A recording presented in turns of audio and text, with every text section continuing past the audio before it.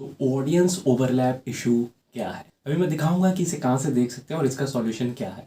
तो सिंपली पहले इसे एक्सप्लेन करता हूँ। जब हमारे मल्टीपल एड सेट्स या एड्स या एड कॉपीज सेम यूज़र्स को दिखने लगती हैं या उनकी ऑडियंसेस सेम होने लगती हैं मल्टीपल एड्स की, तो बेसिकली ये होता है कि सेम यूज़र को हमारी मल्टीपल एड्स दिखने लगती हैं, वो इरिटेट हो जाता है और इसे बोलते हैं ऑडियंस ओवरलैप। की मतलब बहुत सारी एड्स को एक ही ऑडियंस को दिखाया जा रहा है, ठीक है, तो वो उनका रिस्पॉन्स घट जाता है, तो इसे कहते हैं ऑडियंस ओवरलैप इशू। इसे एग्जाम्पल के साथ समझते हैं। मान लो मेरा एक फेसबुक पे प्रोडक्ट मैं प्रमोट करने जा रहा हूँ, ठीक है, और मुझे उसे दिल्ली में ही प्रमोट करना है।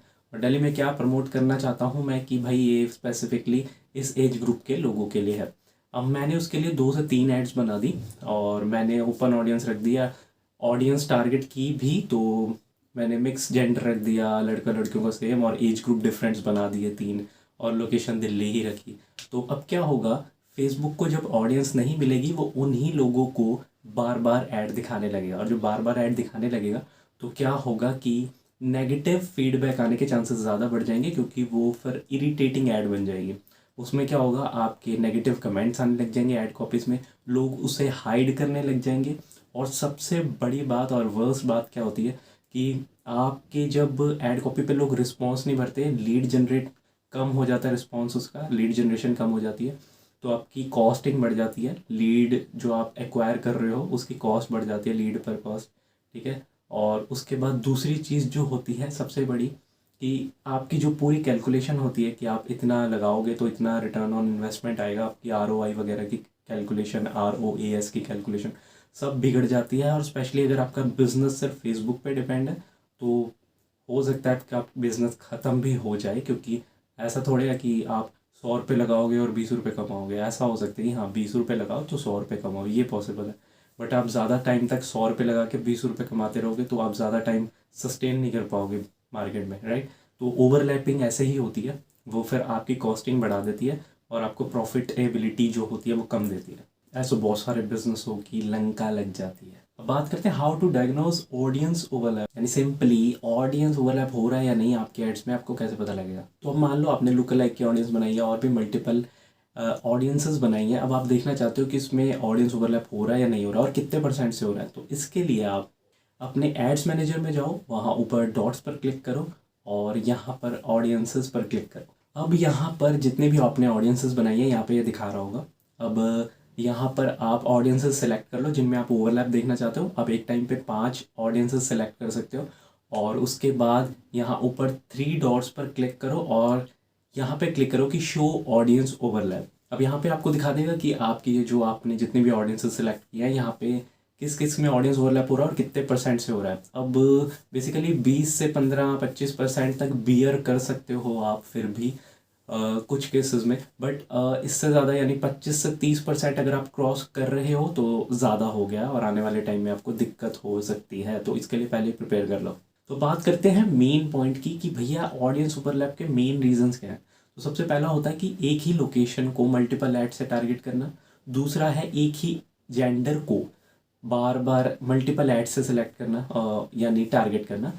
और तीसरा है एक ही एज ग्रुप को या ओपन ऑडियंस को टारगेट करना मल्टीपल एड से, यानी लोकेशन के बेस पे सेम हो सकती है आपकी ऑडियंस, जेंडर के बेस पे भी बार बार सेम हो सकती है और एज ग्रुप के बेस पे भी बार बार सेम हो सकती है। अब बात करते हैं कि इसका सॉल्यूशन क्या है। इसका सॉल्यूशन बहुत सिंपल सा है।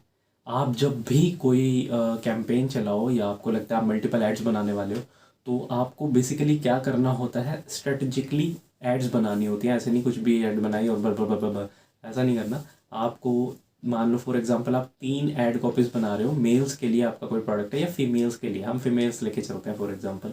तो आप सिर्फ दिल्ली में ही प्रमोशन करना चाहते हो या सिर्फ एग्जांपल फॉर आप मुंबई में सिर्फ फीमेल्स को टारगेट करना चाहते हो जिनकी एज 18 से 50 है फॉर एग्जांपल।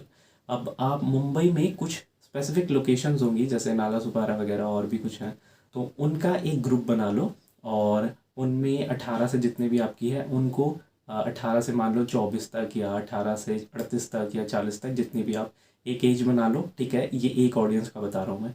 आपने नाला सुपारा वगैरह कुछ लोकेशंस ली और 18 से 36 या 40 तक की एज ग्रुप ले ली और जेंडर तो आपका फीमेल है। ये आपकी एक यूनिक ऑडियंस होगी। अब आप दोबारा जो आपने लोकेशंस ली थी उससे दूसरी हट के मुंबई के अंदर ही वो लोकेशंस का एक ग्रुप बना सकते हो, ठीक है। और वहाँ पे दोबारा आप 18 से 36 भी ले सकते हो या दूसरा कुछ भी ले सकते हो, जैसे 22 से 40 तक या 22 से 50 तक। और फिर आपका जेंडर सेम रह सकता है। अगर आप मेल भी टारगेट करना चाहते हो तो फीमेल्स हटा के सिर्फ मेल भी टारगेट कर सकते हो। इस तरीके से यूनिक ऑडियंस जब आप बनाओगे जो आपस में क्लैश ना करें, तो इसे कहते हैं स्ट्रेटेजिकली ऐड कॉपीज़ बनाना, ठीक है। और ये बहुत रिस्क ना के बराबर कर देती हैं आपकी ऑडियंस ओवरलैप का, ठीक है। तो ऑडियंस ओवरलैप इशू इससे ही सॉल्व हो सकता है और इसका कोई सॉल्यूशन नहीं है।